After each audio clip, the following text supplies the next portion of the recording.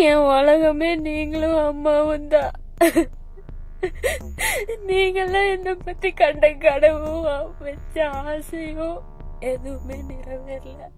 இவங்கெல்லாம் யோசிச்சுதான் என் வாழ்க்கைய வீணாக்கிட்டாங்க. போதும், உடல் ரீதியாவும் டார்ச்சர் அனுபவிச்சுட்டு மன ரீதியாவும் டார்ச்சர் அனுபவிச்சுட்டு எனக்கு இது வேண்டாம் இந்த லைஃப்.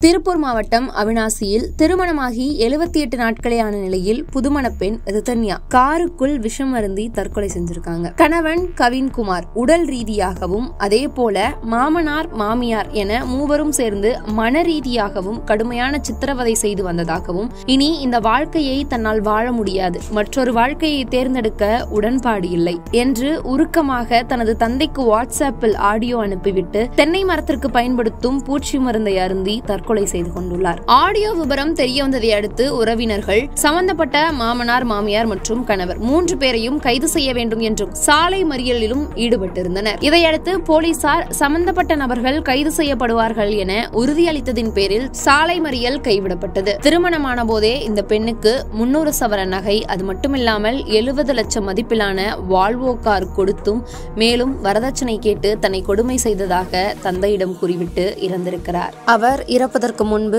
அவருடைய தந்தைக்கு அனுப்பிய அந்த வாட்ஸ்அப் ஆடியோவை கேட்போம். என்ன மன்னிச்சிருங்கப்பா, போதும், என்னால முடியல. நீங்க என் மேல கோவப்படுவீங்கன்னு தெரியும், என்ன வெறுத்துருவீங்கன்னு தெரியும், எல்லாமே தெரியும். காலம் பூரா உங்க கூடவே அவங்க அம்மா கூடவே உங்க கூட இருந்து உங்களையும் கஷ்டப்படுத்திட்டு வேதனைப்படுத்திட்டு என்னாலே நிம்மதியா இருக்க முடியாம, ஊருக்காக என்னால ஒருத்தன் கூட என்னால இருக்க முடியாதுப்பா. இது என்னைக்கு என் தலையெழுத்து நான் நினைச்சுக்கிறேன். போதும், நான் முடிச்சுக்கிறேன் என் லைஃப. இந்த பஞ்சாயத்து, கோயிலுக்கு கூட்டிட்டு போறது, பஞ்சாங்கம் பாக்குறது, இதனால என்னைக்குமே ஒரு பிரச்சனை சால்வ் ஆகாதுங்கிறது ரொம்ப தெளிவா தெரிஞ்சுக்கிட்டேன். ஐம் சாரிப்பா. எனக்கு உண்மையாலுமே வாழ பிடிக்கல. எனக்கு எந்தவித ஹோப்புமே இல்லை. நான் யாரையுமே கஷ்டப்படுத்தணும்னு இது வரைக்கும் சத்தியமா நினைச்சதே இல்லை. ஆனா ஏன் இப்படி ஆகுதுன்னு எனக்கு புரியல.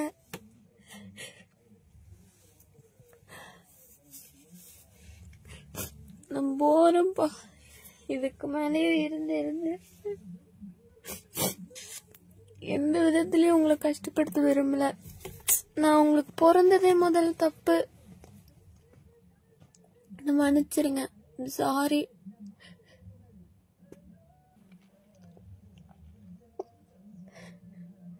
நீங்க எந்த தப்பும் பண்ணிரல. என்னை பெத்து நல்லபடியா வளர்த்து ஒரு ஆளாக்கணும்னு நினைச்சீங்க. ஆனா அது தப்பா போயிருச்சு. நான் உண்மையாதான் இருந்தேன். நல்ல வாழ்க்கை அமையும் நினைச்சேன். என் தலையெழுத்து இப்படிதான் அமையணும்னு இருக்கு. சரி, என் தலையெழுத்து என்னவோ அதானே நடக்கும். முடிஞ்சு போச்சு என் லைஃப்.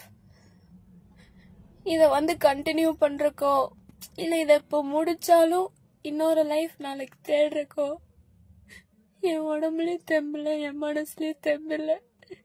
எனக்கு வாழ்றக்கே பயமா இருக்கு. நான் கோழை ஆயிட்டேன். எதையும் ஃபேஸ் பண்ண முடியலனால நான் ரொம்ப கோழை ஆயிட்டேன். இத எப்படி சொல்றது? உங்களையும் நான் காயப்படுத்துறேன் அதிகமா. நான் லூஸ் ஆயிட்டேன். ஐம் சாரிப்பா. நான் என் லைஃப எண்ட் பண்ணிக்கிறேன். இதுக்கு மேல நான் வாழ விரும்பல சுத்தமாவே. என்ன மன்னிச்சிருங்க. என்ன பெற்றதுல இருந்து நீங்களும் அம்மாவும் பட்ட கஷ்டத்துக்கு அவமானத்துக்கு என்ன மன்னிச்சிருங்க. ஆனா நான் சத்தியமா என்னைக்கு உங்களுக்கு கஷ்டம் கொடுக்கணும்னு நினைச்சதே இல்ல. என் நேரம் ஏதோ ஒன்று ஆயிருது. அந்த வீட்டுல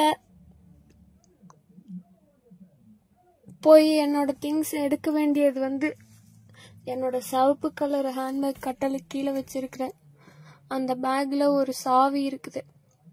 அந்த சாவி எடுத்துட்டு கவின் வீட்டுக்கு போனீங்கன்னா எங்களோட ட்ரெஸ்ஸிங் ரூம்ல பாத்ரூம் போற வழியில டோரு திறந்தோடனையும் லெஃப்ட் சைட்ல கீழால இருக்கிற ஃபர்ஸ்ட் ட்ரா அது ஒன்று மட்டும்தான் லாக் பண்ணி வச்சிருக்கேன். அதுலதான் என்னோட ஜுவல்ஸ் எல்லாம் இருக்கு. அதுல மாமாவும் பாப்பாத்தியமாவும் வச்சு தந்த ஜுவல்லு, அவங்க வச்சு அந்த கவின் வீட்டுல வச்சு கொடுத்த ஜுவல்லு, மயில் பெண்டன்ட் போட்ட ஜுவல்லு, ஒத்த விலையில மயில் கம்மல், இதெல்லாம் அதுக்குள்ள இருக்கு. அதுக்கு பக்கத்துல இருக்க ரைட் சைட்ல ஃபர்ஸ்ட் ட்ரால ஒரு சின்னோண்டு பாக்ஸ்ல என்னோட கொலுசு, நீங்க முதல்ல எனக்கு எடுத்த அந்த செயினை, பூ போட்ட மோதிரம் எல்லாம் அதுக்குள்ள இருக்கு. அதுக்கப்புறம் இன்னொரு ட்ரெஸ்ஸிங் ரூம்குள்ள போனா பச்சை கலர் ட்ராலி நீங்க வாங்கி கொடுத்தது, அதுக்குள்ள நீங்க கொடுத்து 2 லட்சம் ரூபாய் பணம் வச்சிருக்கேன். அது அந்த பொட்டியோட சாவிய பாத்ரூம்குள்ள போறப்போ லெஃப்ட் சைட் ஃபர்ஸ்ட் ட்ரா கீழே ஒரு ஹேண்ட்பேக் வச்சிருக்கேன், ஜுவல் வச்ச ட்ராக்குள்ளேயே. அந்த ஹேண்ட்பேக்ல 2 பழைய போன் இருக்கும். அந்த பழைய போன் கூட ஒரு சாவி இருக்கும். அந்த சாவி வச்சுதான் திறக்கணும் அந்த பொட்டிய. வேற எதுவும் என்னோட அங்க இருக்கான்னு எனக்கு தெரியல. ஆனா இதெல்லாம் அங்க இருக்கு. என்னால ஒருத்தன் கூட இருந்துட்டு ஃபியூச்சர்ல என்ன அவ்வளோத்தனால என்னால கல்யாணம் பண்ணிக்க முடியாதுப்பா. ஐம் சாரிப்பா. இந்த தடவை நான் யாரும் என்ன காப்பாத்தணும்னு நினைக்கலப்பா. எல்லா தடவையும் நம்ம லைஃப் மாறும் அப்படின்னு தான் நினைச்சிருக்கேன். ஆனா இந்த தடவை என் லைஃப் எப்பவுமே மாறாதுங்கிறது உண்மையை புரிஞ்சுக்கிட்டேன். இதை நான் எல்லாத்துக்கிட்டையும் போய் சொல்லி எனக்கே அசிங்கமா ஃபீல் ஆகுது. இந்த பிரச்சனை சால்வ் ஆகாது. ஒருத்தவங்களோட குணத்தையும் கேரக்டரையும் மாத்தவே முடியாது. அவங்க என்ன ரொம்ப காயப்படுத்திட்டாங்க, ரொம்ப அசிங்கமும் படுத்திட்டாங்க. போதும் அந்த மாதிரி ஒரு குடும்பத்துல வாழ்ந்து குப்பை கொட்டிருக்கு. முடிச்சுக்கலாம். ஏன் நீ உன் வாழ்க்கை நீ ஏன் முடிச்சுக்கிற? முட்டாளா நீன்னு உங்களுக்கு தோணலாம். எனக்கு அவ்வளவு தெம்பலாம் இல்லப்பா. அவ்வளவு தைரியமான பொண்ணெல்லாம் கிடையாது. தைரியமா இருக்கிற மாதிரி காமிச்சுக்கிட்டேன்.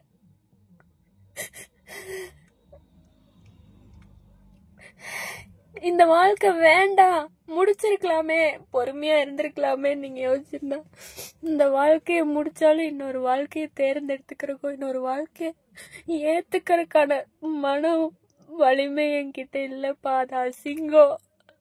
அது வேற மாதிரி வாழ்க்கையா போயிரும். என் உலகமே நீங்களும் அம்மாவும் தான். நீங்கெல்லாம் என்ன பத்தி கண்ட கனவும் வச்ச ஆசையும் எதுவுமே நிறைவேறல. ஆனா என்னோட கடைசி மூச்சோட நம்பிக்கை நீங்க மட்டும்தான். ஆனா உங்களை ரொம்ப நான் நோகடிச்சிட்டேன். ரொம்ப என்னால நீங்க காயப்பட்டீங்கன்னு புரிஞ்சிருச்சு.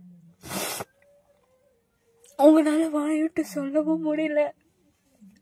அதே சமயம் என்ன இப்படி பார்க்கவும் முடியல. என்னால நீங்க படுற வேதனை எனக்கு புரியுது. என்ன மன்னிச்சிருங்கப்பா, என்ன மன்னிச்சிருங்கம்மா. அவ்வளவுதான், முடிஞ்சு போச்சு எல்லாமே. நான் போறேன்.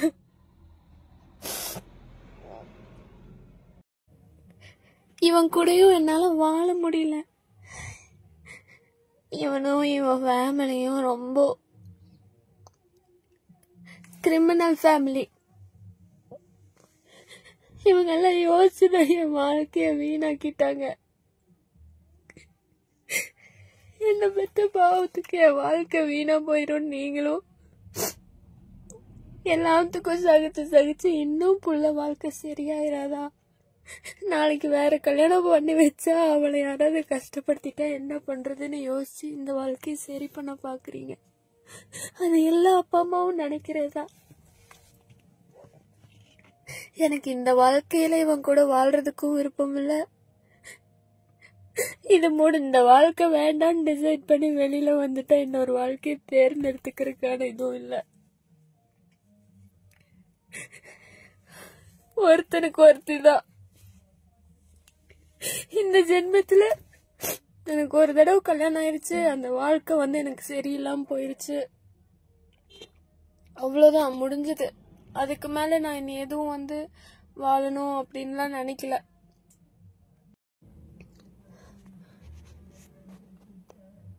அவங்க அப்பா அம்மா கவின் இவங்க எல்லாருமே பிளான் போட்டுதான் எனக்கு கல்யாணம் பண்ணிருக்காங்க. அவங்க கொடுக்கற மென்டல் டார்ச்சர் என்னால தாங்க முடியல. உடல் ரீதியாவும் என்னால அவங்க கூட உண்மையாவே இருக்க முடியல. ரொம்ப டார்ச்சரா இருக்கு டெய்லியும். அதை யார்கிட்ட எப்படி சொல்லி புரிய வைக்கிறதுன்னு தெரியல. கேக்குற எல்லாருமே சகிச்சு போ, வாழ்க்கை இப்படிதான் இருக்கும், இன்னும் பார்க்க வேண்டியது நிறைய இருக்குன்னு தான் சொல்றாங்களே தவிர நான் எவ்வளவு பாதிக்கப்பட்டிருக்கேன்னு யாருமே புரிஞ்சுக்க மாட்டேங்கிறாங்க. நீங்க கூட நான் பொய் சொல்றேன்னு நினைக்கல. சத்தியமா நான் எந்த விதத்திலயும் உங்ககிட்ட பொய் சொல்லப்பா. நடந்தது மட்டும்தான் சொன்னேன். எல்லாருமே நாடகம் ஆடுறாங்க. எனக்கு ஏன் அமைதியா இருக்கேன், ஏன் இப்படி ஆயிட்டேன்னு எனக்கு தெரியல. உங்களால என்னை ஏத்துக்கவும் முடியல, ஏத்துக்க விடவும் முடியல உங்களை. ஆனா நான் லைஃப் லாங் உங்களுக்கு பாரமா இருக்க விரும்பல. இந்த தடவை என் மேல எந்த தப்பும் இல்லப்போ. எனக்கு சத்தியமா இந்த வாழ்க்கை பிடிக்கல. மென்டலி என்ன அசால்ட் பண்றாங்க, பிசிக்கலா ஈவன் டார்ச்சர் பண்றான். என்னால இதுக்கு மேல இந்த வாழ்க்கையை கண்டினியூ பண்ண முடியும்னு தோணல. போலீஸோ வேற யாராச்சும் ஏதாவது சொன்னா நீங்க யாருக்காக தலைக்குழிய வேண்டாம், இத போட்டு காமிச்சிருங்க. ஏன்னா அவங்க இததான் சாக்குன்னு உங்களை இன்னும் அசிங்கப்படுத்த நினைப்பாங்க. இத யாரு முன்னாடி வேணாலும் போட்டு காமிச்சிருங்க. என்னோட இந்த முடிவுக்கு என்னோட திருமண வாழ்க்கை தான் உண்மையான காரணமே. அவங்களும் அவங்க குடும்பமும் தான் காரணமே. போதும், உடல் ரீதியாவும் டார்ச்சர் அனுபவிச்சுட்டு மன ரீதியாவும் டார்ச்சர் அனுபவிச்சுட்டு எனக்கு இது வேண்டாம் இந்த லைஃப். அதெல்லாம் அவங்க மாற மாட்டாங்க. என்னோட இந்த முடிவுக்கு கவினும் ஈஸ்வரமூர்த்தியும் சித்ரா தேவியும் தான் காரணம். என் கல்யாண வாழ்க்கைய மோசமா போயிருச்சு. என்ன மன்னிச்சிருங்கப்பா, என்ன மன்னிச்சிருங்கம்மா.